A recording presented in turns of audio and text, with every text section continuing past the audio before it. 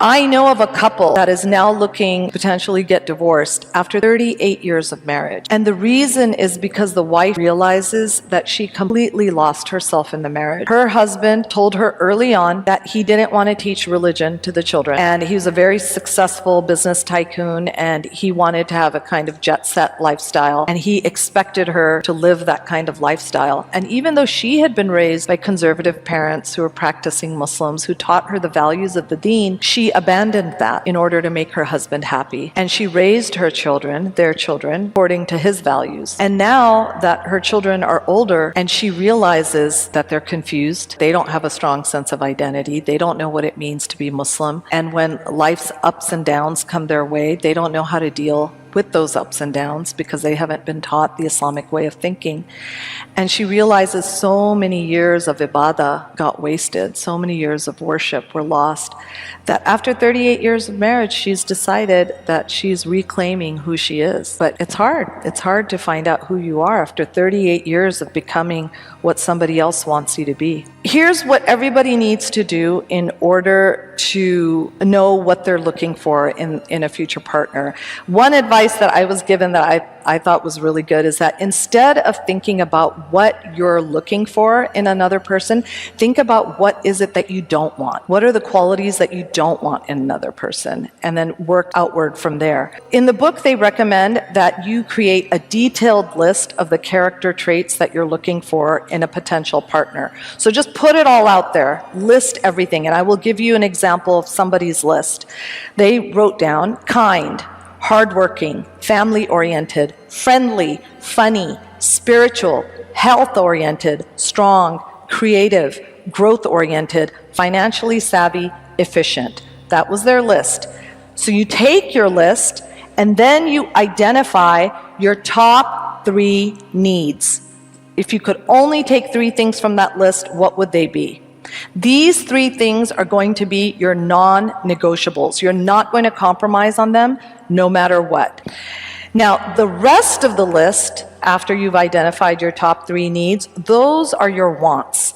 Those are the things that would be nice to have, but you could overlook them if some of your needs get met. But guess what? In the process, you're going to discover other qualities that you didn't even know you wanted or needed, inshallah. All right, so the first step is you create your list. The second step is you identify your top 3 needs. The third is that you understand what your wants are, everything other than the top 3. And the fourth step is you get feedback.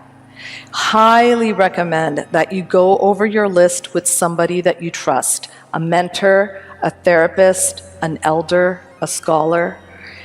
They can guide you on whether you're being realistic or not, and then be open to their feedback. Now, this is what a healthy courtship and relationship looks like. 2 people meet and they like each other. They share certain goals and values. There's attraction, but they spend time getting to know each other beyond the image. As they talk and spend time together, some faults start to become apparent. They don't ignore or deny these faults. They responsibly consider whether they can handle them.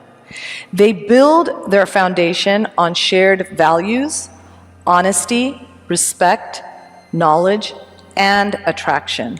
It's not built on wishful thinking, blind attraction, and a false sense of security. The reality of marriage is that anybody who is happily married and anybody who has had a long-term marriage is going to admit that partners often, not often, always have imperfections that are going to be annoying.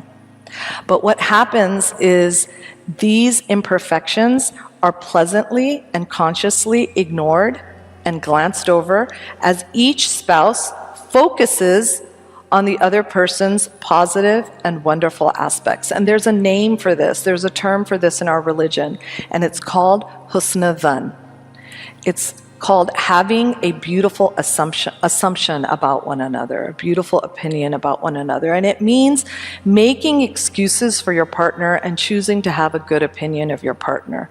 So you think, yes, this thing is so annoying about my husband or about my wife, but then there are these 3 other qualities that I really appreciate and respect and admire.